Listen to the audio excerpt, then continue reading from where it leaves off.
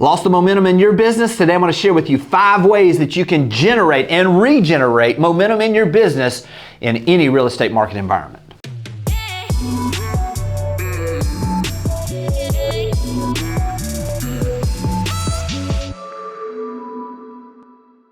It seems like I've been having more and more conversations with agents that are saying, hey, I just feel like I've lost my momentum. Hey, I'm not doing the numbers I did last year. And so the questions that I typically have are things to basically open their eyes to what the opportunity is and what they can do to get back on track. Speaking of getting back on track, let me just say this. The first thing that you need to do to generate momentum again is get back to the place where you last had momentum. You know, it's easy to get off track. And so one of the things I want to share this story with you. I grew up in a very rural area. I had a really good friend of mine that ended up actually going to work for the local state prison there, and he loved dogs. For whatever reason, he just ended up getting the opportunity to run the bloodhounds for this prison area, so if anybody escaped, that they would bring him in there, or the local sheriff's department would bring him in there to track people. You know, he was a guy that really had a ton of wisdom, but it was very simple in his mind, and he would share things with me that I was like, wow, that would really apply to life. One of the things he shared with me one time, because we went out and just had some fun, and actually they had to do some practicing, so my brother went out and let the dogs chase him. They gave him like an hour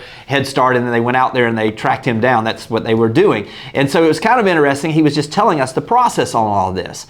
And one of the things he said is he said, listen, every single time the dogs will sometimes be on the scent, but they will get off track. They will just lose the track, or they won't be in a place where they know where they were headed. And he said the first thing we do is we go back to the last place where they had that momentum, where they had that track. We take them back to the place of origin of where it was, where they were on track, and we start them back there and they get back on track.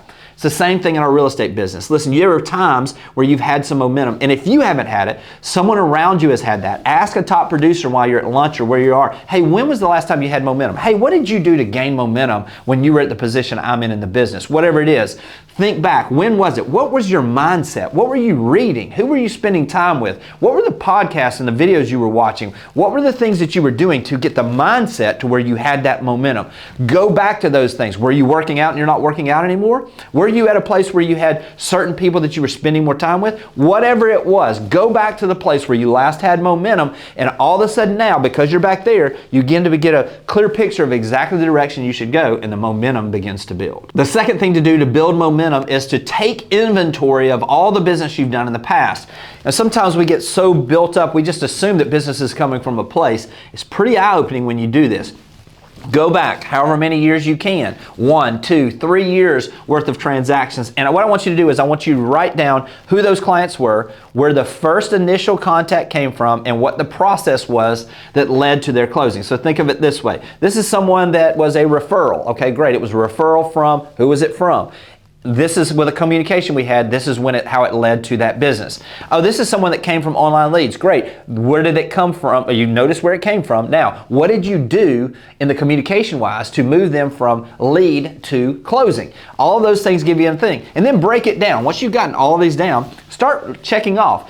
These 5 came from sphere of influence. These 6 came from open houses. These 7 came from referrals. Whatever it was, break it down, and what will happen is you'll begin to see a pattern of exactly what it was that you were doing, the activities, the places that your business is coming from. And what's eye-opening about this is oftentimes we're spending half of our time doing things that we didn't get but just a few transactions from. This is a great way to take an inventory and understand that there are certain things that you're naturally going to be good at. Listen, I was always good on the telephone. I loved calling people and giving them an understanding of what's going on with their house, especially out-of-town owners. Whatever it is for you, you may be great at open houses. You may be good at social media, whatever it is for you, but the numbers don't lie. You may think you're really good at this because it's the path of least resistance for you, and you do that, but you realize that that thing that has been out there that's generating 60% of your business is something that you spend very little amount of time on. Focus on the things, understand your business, take the inventory, and all of a sudden eyes are going to be open to what it is exactly that you should do. The third thing to do to gain momentum is now that you've collected the data, start doing the things that generated the business for you in the past. This is what I would encourage you to do. Break down those activities to 2 to 3 activities that have generated business for you in the past, that have, in most cases, generated about 90% of the business. Just about every agent I do, it comes down to 2 or 3 things that they've been doing that's generated 90% of their business. Now spend 90% of your time doing those things. Stop doing the things that you're doing that you love to do that are not generating business. You're looking to create momentum. The way that you create momentum is doing the things that gets results. Focus in on those 1, 2, 3 things. The thing that may be very eye-opening, you may see that 90% of your business is coming from one type of lead source. Focus in on that one lead source, those 2 or 3 lead sources. Go all in on those, and all of a sudden you can't believe the amount of momentum that you're going to be able to build. The fourth way to build momentum is block your time. Spend time in a way that is effective. Do you realize how much time we waste? I did this one time and kept a diary of times that I was on there. First off, just keeping a diary will make you all of a sudden begin to do that. I did it on an hourly basis. How much time did I spend on social media? How much time did I spend actually talking to people? How much time did I spend checking email?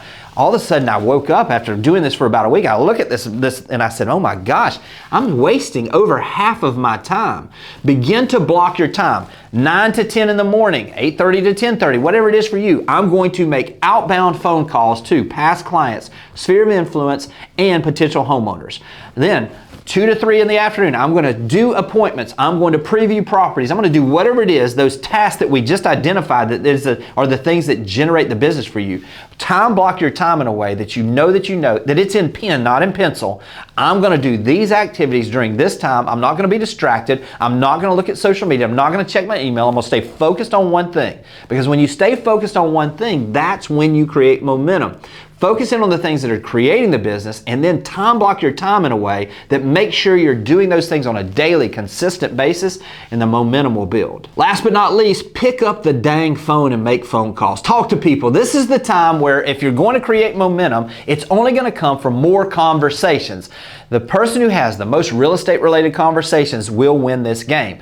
You understand, we talk about it all the time. Probably, on the average, it's going to be about 50 conversations, real estate related conversations per one transaction. If your goal is to do 2 transactions in a month, you absolutely need to have at least 100 phone conversations during that month. I told this story before. My friend who's from Louisiana said it this way. He said that basically when you're looking at your telephone, if it's sitting down here, that's broke. When you put it up to your ear and you talk to people, that's rich. Broke, rich. Broke, rich. What is it you're going to choose this year? Because ultimately, everything you want and the momentum you need is right on the other side of those real estate related conversations on your phone.